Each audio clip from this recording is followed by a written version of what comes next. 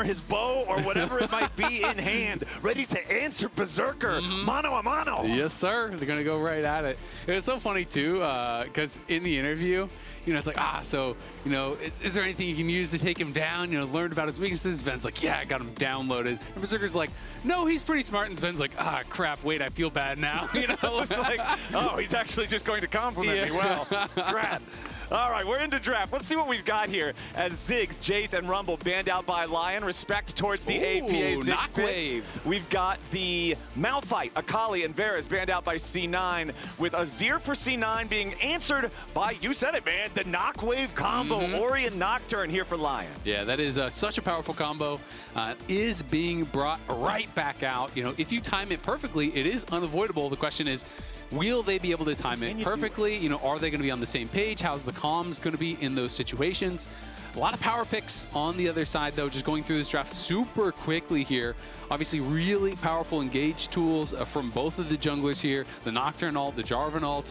Blaber had a monster Jarvan game in the second game versus TL last week. The one that they super snowballed. He got ahead early thanks to some, you know, roams from APA, some good skirmishing with his team, and really was able to slam that home. And now it is going to be Dhokla taking the Renekton.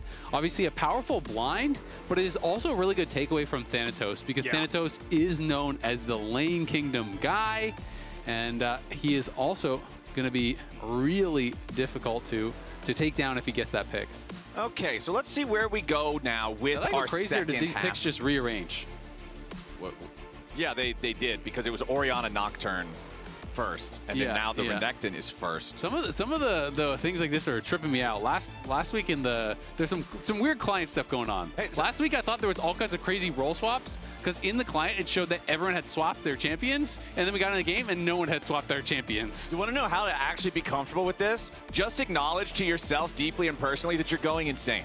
And then you can just chill the entire time. Be like, oh yeah, another blip. Cool. All right, I'm with you. Cool. We're vibing. There is a purple elephant in this room. Yeah, and that's totally normal. You know what? This is just another day at the office. We got ourselves some marksman bands coming out from C9. Since they already have the Corki down there for Zven, they'll take Unara off the table. Meanwhile, LYON, with that blind Renekton that you talked about, they want to get rid of a couple good responses there for Thanatos. They will remove the Gnar, they will remove the Gwen, and it's Lucian also banned out here by C9, continuing to target the marksman role. Yeah, triple AD carry ban, and they did take that Corki away.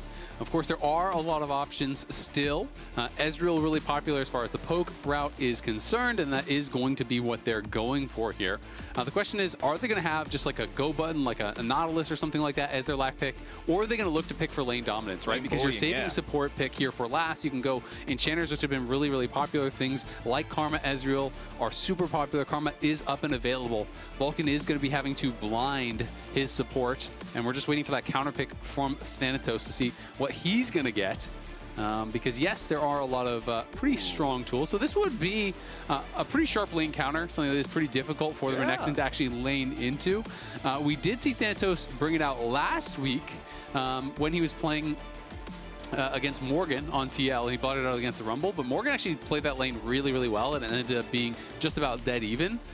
So we'll see how Dhokla can actually withstand this pressure, because that can be super tough as far as that 1v1 is concerned. The thing that I usually worry about if I see Aurora as the top laner is, does the team have enough of a front line? Do they have enough real traditional engage? Jarvan is really going to be that lone frontliner this time with the Nami locked in next to the Corki on support. They don't have a lot of frontline, so I think more what you're going to see in a lot of these fights from Blaber is he's just going to ult in and then flag and drag backwards, and you're going to have like the Nami ult coming over the top, you're going to have the Aurora ult there, like all this damage is going to get piled in. He's not necessarily going to be trying to stay in the front line, because he's the sole melee champion on this team, right? If he just stays up there, I think he's going to get knocked down pretty quickly.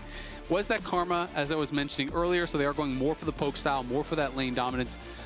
There's not necessarily like the traditional go buttons of, you know, Nautilus and the support style, but of course you have Knockwave as a potential hard engage on one side. The threat of that Renekton flank is obviously that much higher when you have Nocturne ult to turn off the wards, turn off the lights. And then on the other side, it's really just going to be about potential playmaking from APA or Blaber ulting in, just kind of to set up the team. I think, you know, less just staying in and committing, and more I'm just expecting him just ult in. Aurora ult comes over the top, Nami ult comes over the top, top. Like, all of these AoE tools are just going to get fired in and try to create chaos in this Lion squad. And I feel like I talk about this all the time when I see Jarvan locked in. I love seeing early active Jarvan gaming, and especially in a matchup like this, where what you're talking about is a front line that's not really there to stick around and see the outcome of everything, but rather just start it off. I want to see early active plays from Blaber that much more, because if he's not at least even with the curve of the game, hopefully slightly ahead, I feel like maybe when you go in for that Cataclysm, you don't get to use your flag to get back out. Yeah, absolutely true. I mean, it is one of those champions that can be very snowbally one way or the other. Jarvan can look really oppressive from ahead, and from behind, you are just kind of a gold delivery service. You know, you're not doing a lot. As we can see, Inspired going up towards this top side, just trying to see if he can get a little bit of a poke down, and I think that was his ward that he dropped as well. So going to drop his ward in that side lane brush. That is really important in these range versus melee matchups, that you have that ward, because otherwise what happens is Thanatos will actually just sit in that side brush and jump in and out, dropping aggro from the minions over and over and over. So Inspired goes up top, hits a Q on Thanatos, drops a ward for his top laner. Just a little thing, but it is going to help you out a lot in that 1v1. Exactly. It does a lot of little lifting there, especially if you're not super worried about a crazy level 1, any kind of invade here, then you don't really feel too bad about throwing the ward up there in the alcove anyway.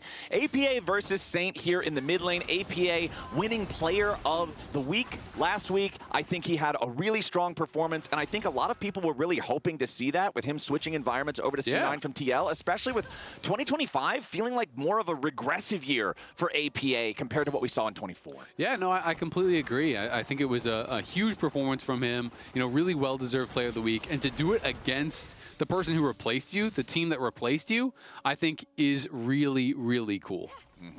Thanatos has that early lane control that we are expecting from the Aurora, so Dhokla's job just going to be make sure you can survive, make sure you're relevant here once it gets to the bigger team fights. Both of our top laners do have the non-combat summoner spell option here. They are both going with the normal style of teleport versus waiting on the quest to complete. So for Dhokla, he just needs to stick around in lane as long as he can, so at least there's something of value on that first buy. Yeah, exactly. You're just really trying to withstand the onslaught. In these matchups, you have to be careful about, you know, what minions you're fighting for and what minions you're giving up. You cannot afford to lose too much HP. Ooh, -1. Does miss the cannon, that sucks. Miss the range minion as well, but you know, we touched on it earlier. Zven versus Berserker. These guys have a lot of history together. Played together for quite a while on Cloud9. You know, he first came here in 2022. Zven swapped to support for him. You know, he was obviously an AD carry main his entire career previous to that, but these guys did really, really well. Average finish 1.33, so almost always, you know, up in that first place range. They won 2 titles. They got, you know, top all-pro positions, and then Zven did move on, left Dignitas, returned to that AD carry position. Berserker then stayed with Cloud9 for a little bit before then moving on to the LCK, joined the DN Freaks. Obviously doing a lot worse post-breakup, but let's be honest, he was on a much worse team in the LCK, and the LCK is a very hard league. So it's a pretty challenging place to compete in professional League of Legends. Yeah, turns out they've won a couple titles here and there. Turns out they might have more than everybody else put together by multiple degrees. Turns out their best team might have more than everybody else in the world. It's tough. It happens. But you know, Berserker, I think, still showed some pretty impressive games individually in the LCK, and excited to have him back here in the league. And I know LYON, their fans are really excited to have him here as well. Definitely part of what people are kind of calling this super team that LYON has put together. Obviously, you got Inspired. He was the LTA Player of the Year last year. To many, he is not only the best Western jungler, he is the best Western player, period. And you were able to grab him. You were able to bring in Berserker. You were able to bring in Saint. It's a lot of firepower here for LYON. And the question to a lot of people was kind of like, you know, how is the team going to mesh? Are they going to work really well together quickly? The intangibles. Exactly. And there's been, you know, so much excitement from the LATAM community talking about this team. And you know, just kind of like, hey, we have a team as LATAM that is representing us here in the LCS that has a chance to win a title, that has a chance to really do some damage. So a lot of their fans are just super excited about that. Yeah, and why wouldn't you be? Like you're saying, these caliber of players, super high, the opportunity, the ceiling there, the hypothetical achievements this team could make their way to. Very, very powerful stuff. As Dhokla up here in that top lane is still down a couple of waves worth of farm, and Thanatos is just continuing to make the laning phase miserable for him here with the Aurora. Just zones him all the way away. And honestly, nothing super wild in any of our lanes happening just yet, although you can see the EXP bars on your screen. Solo laners are getting very close to those ultimate points. A lot of times, particularly against these immobile mages, Azir will go in with the shuffle as soon as he hits level 6, force out the flash, and then the jungler knows, okay, as soon as that shuffle's ready to go again, that's when we make the real move. Yeah, people meme about these kind of roams, you know, like Vulcan on the Nami, roams mid. You know, the Nami gank is kind of a meme, but at the same time, he had nothing else to do bot. He just walks mid, throws out one heal that's like +1 potion for free. You know, that just creates this little bit of an advantage there. Dhokla is getting cooked in this matchup, though. He's now down 20 CS. He has no TP. The wave was really bad for him. Nice bubble lands. Yeah, it's a good bubble, but Inspired being here means that there's nothing else for C9 to do, so they're not going to pursue this any further. Just a quick snappy trade. You can see the ward in the Dragon Pit that has been placed from C9. Will make them aware now that Inspired has fired the Duskbringer towards the objective, and honestly, 5:45, pretty early first Drake start. Gonna be able to start that up pretty early. This first plate might actually get lost by Thanatos as he base. No, I think just barely it's gonna stay up.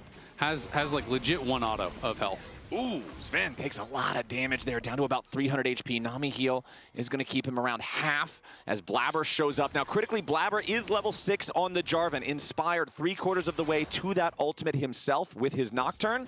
So distinctive advantage here for C9. Blaber still hanging around. Isles and Berserker still far enough forward. There might be an opportunity here for Blaber. Meanwhile, APA going for that shuffle that I was talking about. Down here on the bottom side, it's Isles the target as Blaber goes in for the first blood. The Marshall Caden's going to claim it.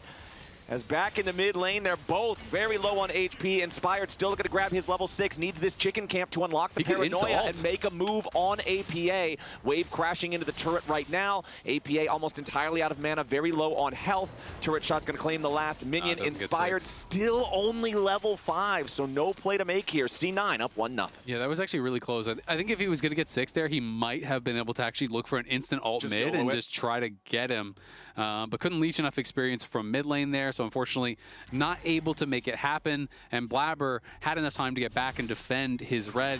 Right now, it's kind of just a tale of two lanes, right? It's kind of top versus bot right now, it feels like, as Thanatos has a really big laning advantage on top side. Blaber, pretty big gold advantage with that kill that he's grabbed, and then Berserker on the other side is way ahead. Okay, APA looking for Saint here yet again. And the other thing that I wanted to mention is the play down in the bottom lane. Blaber, it cost his flash to get that kill for C9, but his ultimate is still available. That's still a ton of playmaking to try to force something else right after. So I want to see if Blaber can really keep the tempo high here. Dhokla back in lane now. Null Magic and Tier 1 boots does not feel particularly powerful in lane. You've got the Faded Ashes alongside the boots and the Dark Seal there picked up for Thanatos' Aurora. You already pointed out the big CS discrepancy. It translates into a meaningful gold gap here as well of just under about 500. The only other gap in the game that is around that same level is Blaber, who got the first blood. Yeah, and he has a nice little experience lead as well. There's still some more minions for him to farm. He's already, I don't know, 30% ahead as far as that one level is concerned of that XP bar. So looking pretty good. Zven and Vulcan do seem to be stabilizing a bit, but still down quite a bit as far as the farm concerned. And you know, Inspired versus Blaber, pretty big matchup here in the LCS. You know, Blaber had been big dog on campus. He had been like the de facto #1 jungler for a long time in NA, but then in came River, in came Inspired, and it kind of stopped being true, right? You know, it started... No king rules forever. Exactly. You know, it started to be Blaber kind of falling down in people's prospective power rankings a little bit. This time, though, Blaber does have a good start, and we will have to see, you know, can he actually turn this into something? These are the last 5 times these players have actually matched up as far as, you know, series play was concerned. Inspired did win 3 of them. But I know, you know, all time, the head-to-head is pretty heavily favored towards Inspired. And Blaber is looking to change that. You know, Blaber definitely wants to get back on top and try to reclaim his spot, you know, as the best jungler in the LCS. And there's a clear #1. If you can't beat Inspired, it doesn't really matter how you do against the other junglers. No one's going to say you're better than Inspired, and no one's going to say you're #1 until you take him down, because he is just the best player in the league. Right. If you can't beat him, you've got a really shiny silver medal that you're making sure is certainly yours, but you're not going for the gold unless he's going to be in the rearview mirror, right? This is the guy you've got to pass up. Got to steal it from the champ. Yeah, if you want to be the best, you got to beat the best. Cloud9 up 1,000 gold. First neutral objectives have been traded one for the other as LYON acquires the Hextech Drake first, but all 3 grubs go over to C9. If Thanatos can keep building powerful leads in the side lane, the grubs, of course, will be able to add a lot of extra value to the potential split push there of the Aurora. 95 versus 64 in the farm means that the Bunny Girl's causing problems still up there in the top lane head-to-head. It doesn't really look like we're seeing a whole lot of relief for Dhokla. Inspired does have his ultimate available. He is on that side of the map, but he's just clearing top to bottom through his camps. Yeah, and the real problem against Aurora is not only that it's so abusive in the 1v1, it's really hard to gank. Like, you can go in and full send your ult as a Nocturne, and obviously you do have the stun from Renekton. Like, you have good gank setup, but Aurora can go invis, jump away, ult, bounce across the map. Like, it's really hard to lock down Aurora. Ooh, hold on. Blaber goes in here, wants to try to scrap with Inspired over the chickens, but now Blaber is down to 40% HP. Inspired goes in, Cataclysm right back on top of him. Blaber is low. Saves grab the kill, Blaber is down. Inspired still fighting for now as APA is likely to drop here too, and LYON shows their fangs. Inspired barely dies there at the end to bring the trade to a 2-for-1. Yeah, Inspired didn't even have to go down. He could have just walked out, but he's hitting the ward, a little bit greedy there. But that spell shield, he spell shielded APA's ulti, and I think that was 100% intentional, 100% reacted to. That was beautiful, and it's plays like that that make him the best jungler in the league. Blaber decides to go in, does find this flag and drag in onto him, but APA, of course, is going to be slower to arrive because Saint has that quicker path. Once they have Blaber chunked down a little bit, they decide, you know what, we're just actually going to go for it. We're going to re-engage. Now watch the spell shield here. He tries to go in, turn it around. Beautiful play there from Inspired. Blocks that, gets the heal, and should have been able to get out. Hold on, we're not done. The violence continues here in the bottom lane. Isles, one more auto attack. He's going to take him down. Zven with the fadeaway rocket. Now wants to get it back on Berserker. Pops his barrier. Both AD carries at the edge of death. Berserker staying alive for now, but no! A double kill for Zven. The support, the prodigal son, has returned to AD carry, and he shows Berserker how to play it. Yeah, beautifully played there by Zven. Just constantly dipping in and out of the minions, making so that Berserker can't actually hit the Mystic shots in that 1v2 to try to take them down. I think it was the minions even that finished off Berserker as he was actually running away, had minion aggro there, does go down.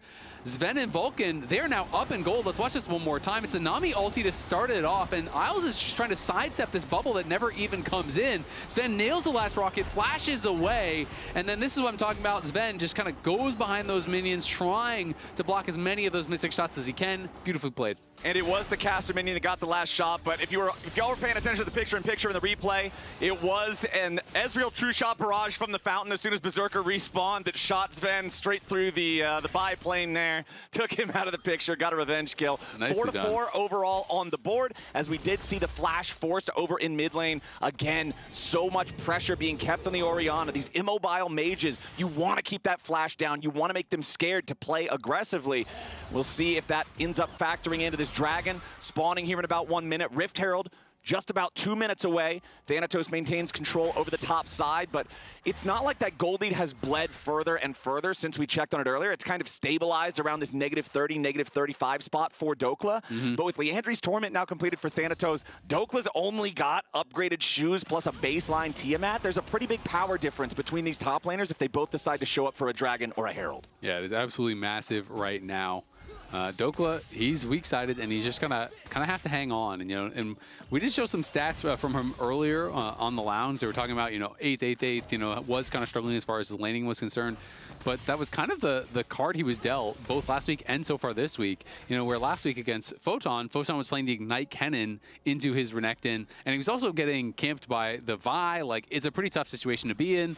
Then you're blind picking the Renekton. Obviously, you do have some protection bans, right? But still, Thanatos has been the best laning top laner in the league, and you're playing against his counterpick Aurora. So you are going to have a tough time. Blaber down towards bot, looking to see if he can find something as this Corki Nami does start getting pretty oppressive. The Triforce is done now. And this duo, once the mandate is there, really does become quite powerful. You just throw that Tidecaller's Blessing up. Zven just kind of moves forward and puts that pressure on them. And we talked about kind of the lack of like the true engage. There is that knock wave, but besides that, there's not really a lot of things he has to be scared of. So he's going to just get E'd by Nami and kind of walk forward. Inspired goes in, but the Drake has already been secured by Blaber. APA with a 3-man ulti, while Inspired has to flash over the wall to escape the C9 firepower. LYON thought that they'd be able to win a smite fight. They want to send for it. But as soon as Blaber claims the victory over the objective, there's nothing left to fight, so LYON leave empty-handed. Yeah, and that's even better for them because Thanatos stayed top and just farmed plates, right? So he's up there on that top side. Dhokla had to go back to base. Look at it, it's nearly 50 CS in the top lane now, 1.3k gold advantage as Thanatos cashes in on some plates. Yeah, Saint drops the shockwave there onto Zven, but because the Nami is still nearby, Vulcan just heals him right back up, not really worried about it. Zven hits him with the trademark Pepega Frog emote just to say that didn't really matter. And C9's perfectly comfortable with things right now. The Rift Herald is live on the map, and you can see both junglers are around the area. Yeah, I mean, that Orianna is really strong, but not strong enough to just solo him out instantly. Yeah, you need someone else there, but I mean, he has the Ludens, he has extra items on top, has 2 kills, so had the shock, but not the knock. You need them both. Unlucky. Yeah. Unlucky. Yeah. But Cloud9 looking pretty good, but that being said, still gold advantages for the carries on LYON. So it's really going to be a question of can Thanatos, leverage this lane advantage that he's created to turn that into something in the team fights, or can he continue to snowball in that 1v1? He's farmed a lot of plates on the top side. What is he going to be able to get done with that advantage? And I think the question is they're going to try to use his pressure to start up this Herald. Exactly. That's what I was about to say is you love having a fed top laner as the jungler when you see 15 minutes on the clock and it's time to go to Rift Herald. Because you've got such a good chance at being able to control that fight and control that objective. TPs are coming in, though. C9 has started up the objective, but now they got to try to get away because LYON is bringing in the Croc. Dhokla immediately hit by the bubble, cannot find a valuable target. True Shot Barrage only hits APA's Azir. The Rift Herald going to reset partially, losing some of that patience. Thanatos over the wall looking for the opportunity to go in. Blaber wants to arrive here with the EQ, but the Herald's going to be slain by Inspired. Dhokla now finds a kill, and Blaber is dead. C9 thought they wanted to fight for this, but LYON was better prepared. They'll take the objective, they'll take Blaber, and they'll take a win here in this quick scuffle. Yeah, nicely done there by LYON, but Zven was pushing mid this entire time, so Zven is going to be picking up a decent amount of gold. Blaber did go down, and Inspired got the smite, so they do walk away with the objective. A lot of TPs were committed to this play. We saw both the TP from the Renekton as well as from the Azir to get over here, whereas Thanatos was able to just walk over. And Dhokla just trying to do his best, just pushing this wave, try to get the reset, stay relevant. He picked up the kill there as well off of Blaber, so that allows him to get to his stride breaker. He is still down gold, but not as bad as it was. C9, though, really a lot of focus on just chipping away on these towers. There's 2 plates top, there's 1 plate mid, 1 plate bot, so they're getting very close to grabbing that first turret, and all of their towers on the other side are quite healthy. 400 gold separates the team 17.5 minutes into the game, and this is exactly the type of game that I was hoping to see between these teams, because it's not like they've both just been sitting there handshaking, okay, all we're going to do is scale. We've had some attempted plays back and forth. We've had Inspired say, no, I'm willing to go in for the 50-50 on this dragon and miss it. And then we've had C9 say, no, we're willing to try to contest here with this Herald, and then they lose the fight. Both teams are willing to take those risks, and they're also both capable of answering when the other team is just a little bit too confident. Now we have about 90 seconds until the next Drake spawns. Drake's only 1-1 right now, so no serious stacking threat from either team. But I still don't think that's enough to dissuade them, because I feel like either team should have the confidence right now to win that fight at Drake. Yeah, no, I completely agree. It's going to be down to execution. You can see that Saint is going in towards the Shadow Flame. Tries to actually stop that recall with his ulti, but it was empowered by the Herald, so got back to base faster perhaps than Vulcan was expecting. But once that Shadow Flame is completed, it is going to be so much burst, because this is not one of these defensive slow builds. This is Ludens into Shadow Flame. This is the one-shot you type of build.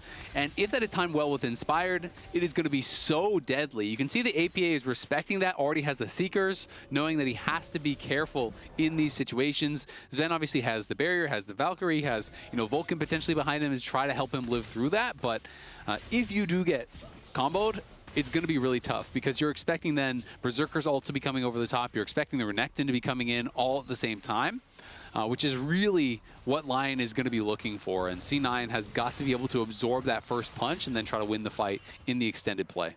With the Dragon on the approach, Blaber's going to go ahead and take the blue buff there. They'll pass that off as Zven will pick it up to guarantee rocket spam as they volley back and forth for positioning over the objective. It's C9 with bot river control first, as LYON are going to bring in a TP.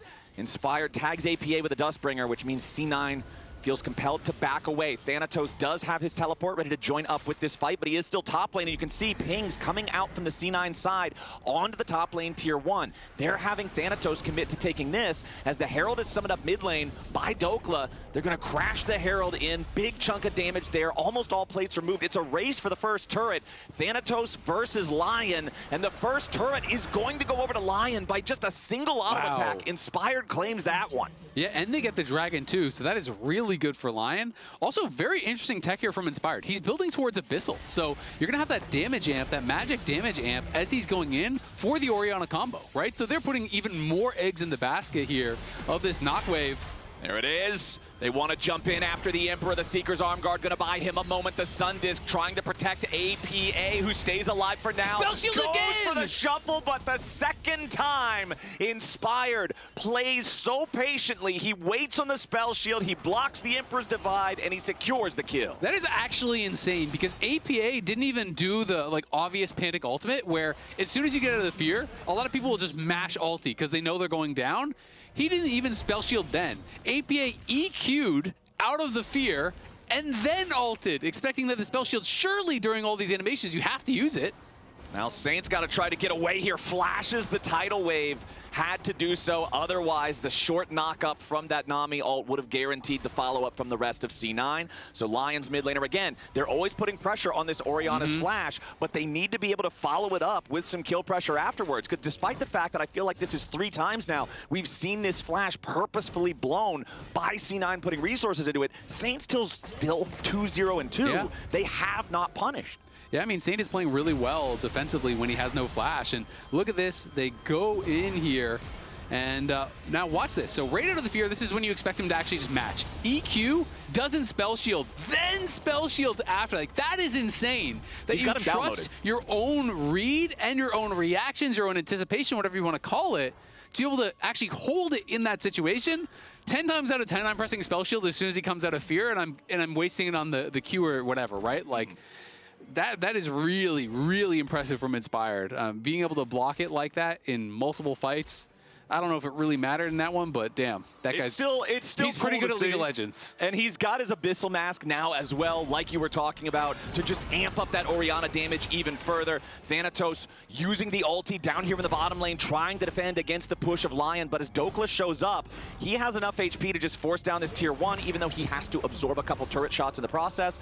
And now LYON's got themselves that very slight gold lead that C9 has commanded for most of the game. Those leads are on Inspired and on Saint, but hey, considering they're lacking that initial go button like you've talked about multiple times already, because Orianna Nocturne is what has to start the fight, I can't think of better champions to have your 2 gold leads on.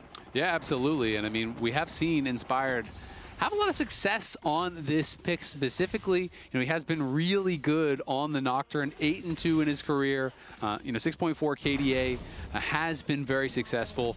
You can probably say that about a lot of champions, though. This guy just tends to win League of Legends games. League of Legends pretty good. Yep, pretty good. It's really, really fun. You know, we've talked about this in the past, but when you were talking League with him, like, he is so opinionated, but he also is so well informed on not just jungle, but on every role. Like, he will sit there when he's on the analyst desk and he'll talk about how, oh, this guy is really trolling the mid lane matchup. You need to play it differently like this. You need to be more aggressive at this level, or he did the wrong skill order. Okay, Inspired going in now. Has that knock wave with Saint yet again with True Shot Barrage over the top. It's that easy for LYON to knock it down. The 2.5-man play seals the deal. They get the first kill of the game on Thanatos. Yep, going to be able to knock down Thanatos there. It's on 2 items, but this is just smart. You know, Inspired and Saint, he's playing towards this real strength that he has in the Orianna, who is very far ahead. And he's just kind of saying, you know what, Dhokla, I'm sure the matchup wasn't fun, but just hang on, buddy. And Dhokla has done that. You know, at one point, Dhokla was down 50 CS. He's still down 30 plus CS, but really it doesn't matter at all now, right? Like 400 gold at 24 minutes is just nothing, right? It's a longsword and a ward. Yeah, like, who cares? Whatever, right? It doesn't really matter that much. He is working on Hex Drinker towards the Maw of Malmortius, considering enemy team is double AP solo lanes, and the most fed person on the enemy team in terms of their farm is one of those two solo laners. I feel like Maw can bring you a ton of value. Even the Nami with Mandate and like the E damage and all this sort of stuff is going to be even more magic damage. So you know, even if Corki's hitting you, you're putting in some magic damage because of those buffs from the Nami, right? Yeah. So definitely think it is a high value pick there. A lot of MR being purchased up. You know, obviously the Abyssal has its defensive capabilities as well, but yeah, Abyssal is one of those items that I think is just criminally underrated. Like 12% damage amp for a fed AP carry is a lot. Like that is just a lot of increased damage, and it is a cheap and effective item that has CDR on it, so his ult is going to be up more often as well. I think it's really smart tech in this situation from Inspired. Like he knows he is not the damage. He is just getting CDR, and he's the delivery service for the damage, which is the Orianna. All right, everybody's squaring off around this next Drake that has spawned. It'll be Soul Point if LYON claims it. And LYON does have Inspired in this bottom side river first. Dustbringer tags only Blaber's Jarvan, as skill shots fly back and forth, tracking blue buffs here. It's Inspired and Saint with that infinite mana.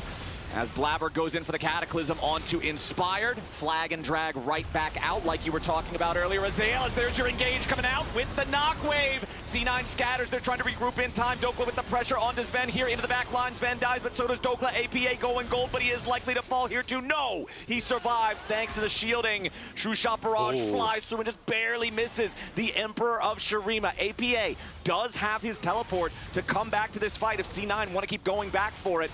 As you're going to see Saint do a very similar play here. He still has his Seeker's Arm Guard ready to go. APA had to use his stasis through the Hourglass in the earlier fight. TP's bringing both mid laners back into the action now as APA arrives first. C9 control over the Drake. It's down to about 3,000. It's going to get lower. APA trying to keep everybody away. Thanatos with the weirding over the wall, and Inspired has to retreat. The Dragon claimed by C9. Yeah, nicely done. You know, even though the initial fight went the way of LYON, and you're thinking, oh, surely they get the Dragon now.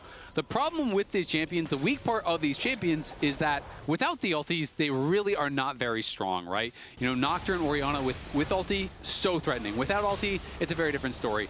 I really got to credit both Saint and Dhokla. They created so much space for Inspired when he was ulted in by Blaber that no one was really able to hit him from the C9 side. So even though he was stuck in the Cataclysm the full time, no one was hitting him. And then this knockwave re-engage was great. Saint is able to survive. They're able to get some pressure down. Berserker, potentially in trouble, but will walk away. And it's these little things in fights that aren't always obvious, but as soon as Inspired got ulted, you saw both Dhokla moving up and Saint placing the ball aggressively, so APA could just never hit the guy in the Cataclysm. And these are these small things in team fights that completely change how they go. Okay, let's see where we go from here. With the gold lead still not even cresting 1,000 either way, you can see inventories becoming more and more complete. LDR for Zven, while Berserker is going for the much riskier item, right? One of those new additions to the game in 2026 with the Endless Hunger, the Omni Vamp, that you really get the biggest amount of it once you get at least one takedown. And now in mid lane, there's your knockwave yet again. Inspired. The delivery system finds its way to the Corki, and Zven is down. Blaber has to go full retreat now, lest he be caught in the same trap. And with the enemy marksman out of the picture for more than 30 seconds, Azael, I think the call is Baron. Yeah, it absolutely is. Baron, though, is very scary to take because everyone in the Baron pit, around the Baron hitting it, it's not just the person that tanks it, gets that magic debuff. So, when you are going up against the Aurora and this Azir, it is super frightening, and they do have to pay respect to that. Dhokla coming around for a flank. APA over the wall as Berserker tries to follow. Takes about half his HP in damage. Tidal Wave flows through, but doesn't hit a whole lot. C9 scrambling as APA again with a stasis tries to get over the wall. Flashes to safety. Would not have had the time to try to use the E to get over the wall. Dhokla would have been able to stun him, so he has to go for the instant action there in the flash. C9 will stop LYON from securing that Baron for themselves, but it does cost some resources. Yep, definitely does. Baron's just no joke now. You really do take a lot of damage, especially against these AP teams. If you get in that pit, everyone gets debuffed by Baron, you can just get AoE'd down pretty easily. But at the end of the day, you know, they get that kill, they put on some pressure, they force a flash. Those are all great, but it is just the 800 gold lead. It is 2-2 as far as the Dragons are concerned. And we are just having an incredible game one. I think, you know, some people did have some questions about, you know, how LYON was going to look against C9 because their Dignitas series wasn't as convincing, I think, as people hoped. You know, there were some moments where you're like, is Dignitas actually going to win this? A team that had a full bot lane sub, you know, in the bot lane. And, you know, especially that game, too, it really felt like, hey, maybe Dig is actually going to win this before Inspired just took over on the Pantheon, you know, kept finding Photon on these flanks, kept making these big plays, as you expect him to do. But then, you know, we have C9 who had taken down TL on the other side, and, you know, that was kind of the #1 power ranked team. Yeah. But both of these teams, as we can see here, you know, did have kind of some moments in those games. Yeah, the potential almost losing Baron while nearly 10,000 gold ahead is definitely something that's going to rattle faith for fans of LYON. Meanwhile, over on the other side, it was Team Liquid that was ahead of C9 for pretty much a full half an hour on Summoner's Rift, but then once that throw happened, C9 never let them have the game back. We remember the follow-up mistakes in the jungle from TL with the Magical Journey. It was a little bit silly, but still, C9 was ready to punish. So for LYON, I want to see them not make those types of early late game mistakes that resulted in a 10,000 gold Baron surrender towards Dignitas, because I think that if they make that kind of a mistake, C9 is much more likely to be able to punish. I agree, and I feel like LYON looks a lot more locked in, though. You know, whether it's something like, sometimes you're playing a team, you expect to beat them, maybe you're not as locked in, maybe you're underestimating Dignitas a little bit, you get a little bit fast and loose, you try to make some big plays. You know, people were talking about Berserker, you know, that flash in the 1v2 in mid lane, you know, trying to make a big play. It's like, well, would he do that against top team? So far, they have been very patient, they have been very measured in their play. And Inspired just continuing forward with this tanky build, has the Koenig Rookern. He is going to be really tough for these magic damage dealers to actually knock down, and it's going to be a lot up to Zven to be able to do that. But the real plan here is send the knockwave on Zven every single time, and if Zven dies or is out of the fight, there's no physical damage to kill Inspired and Dhokla, who have a lot of MR. So, you know, that's kind of how I look oftentimes at these like one physical damage threat teams, is if you can put the pressure on that guy and push him out of the fight, well, all the magic damage is going to struggle to deal with you after that. Yeah, it's pretty tough for Aurora to burst somebody through Abyssal Mask and Koenig Rookern and a Spell Shield, right? Like, that Nocturne is going to be rather evasive. 2 Dragons to 2 so far, 31 minutes into the game. Next Drake is live on the map, and both of our teams are squaring up for position. Inspired will be the first to start this off. Does have the level 16 Nocturne.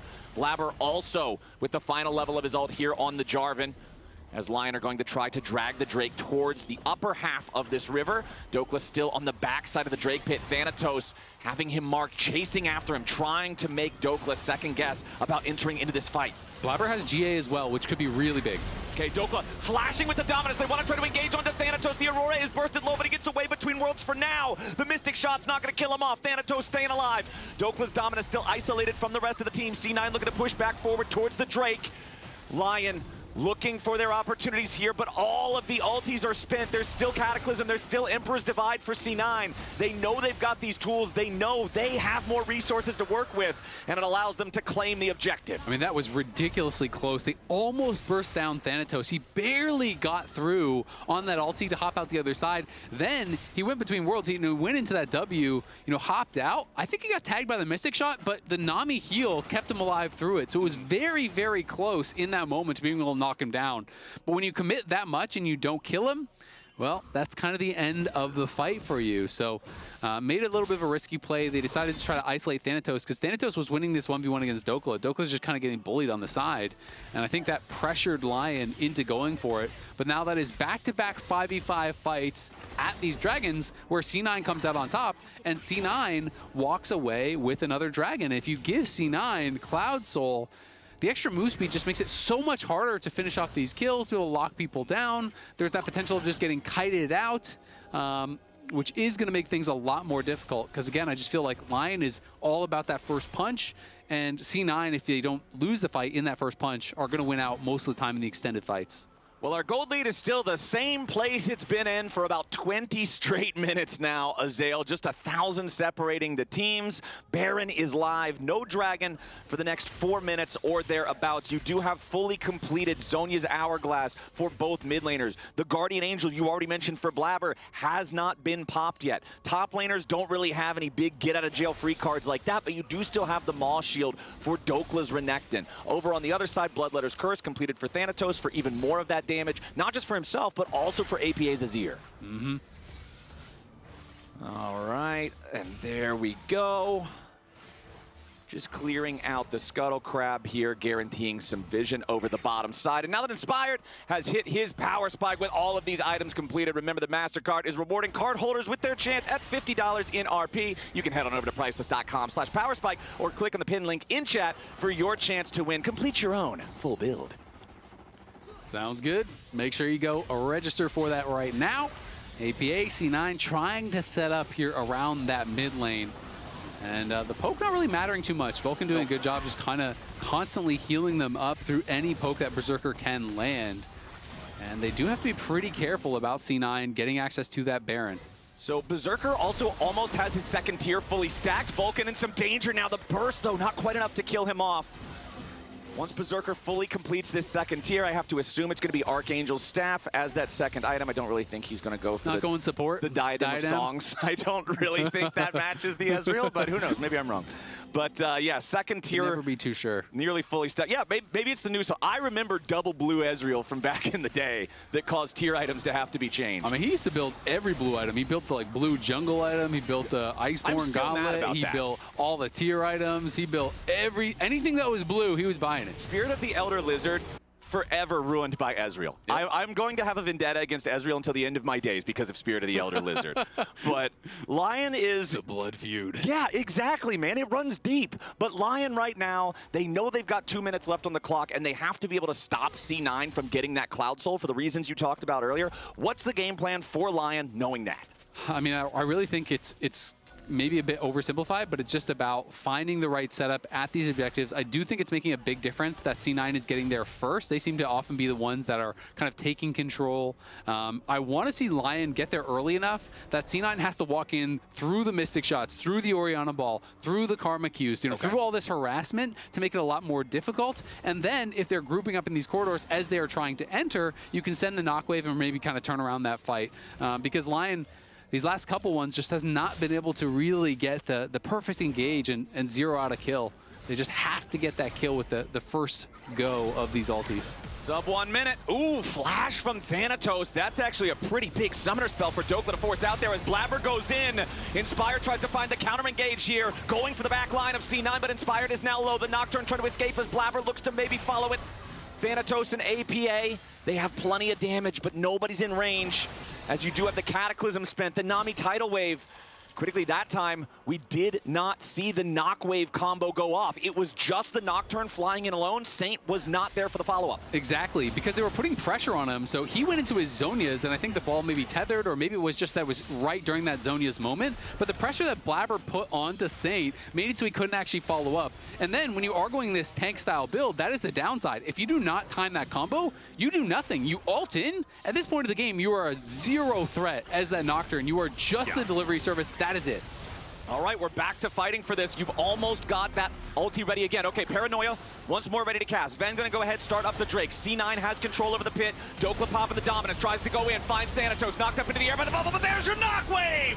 Vulcan's already down. LYON continues pressing forward, and Dhokla's got the kill on Thanatos. The Croc about to drop, but Blaber doesn't have the damage to take him out. Inspired's right on top of the Drake, and APA is dead. LYON rule the river, and C9 falls to pieces. Zven's gonna get procced by the fear, and he's down. Everybody on C9 except for Blaber hits the dirt, and LYON holds the line. Big play there for LYON.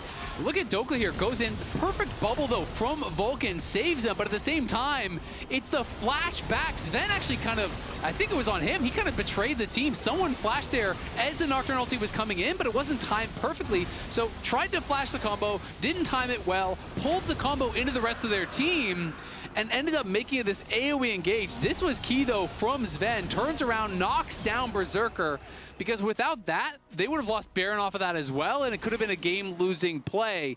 But damn, still a huge play for LYON, 4K gold lead. We are at 3 dragons apiece. We are going the maximum amount of dragons here before Soul.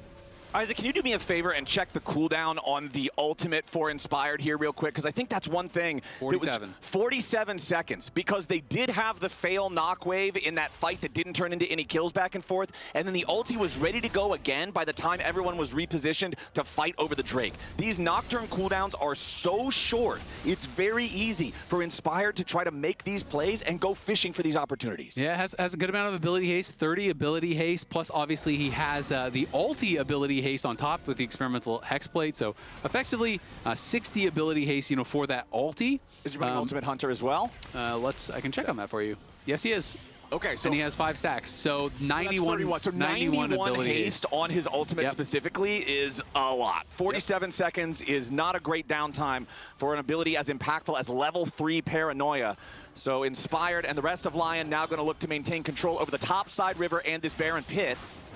We do have now GA done for Zven. So he had the IE, we saw how much burst he's able to put out. Now he has the GA, so the targets are becoming, you know, few and far between. That is, you know, we might have to see them try to change his one-shot of Nami at the start of the fight or something like that, because it's Zhonya's on APA, it's GA on Zven, it's GA on Blaber. Like, there's not a lot of good targets now for this one-shot, so we'll see. You know, sometimes it still is best to just try to one-shot this person in the GA and then everyone stacks on top of them and you kill them again.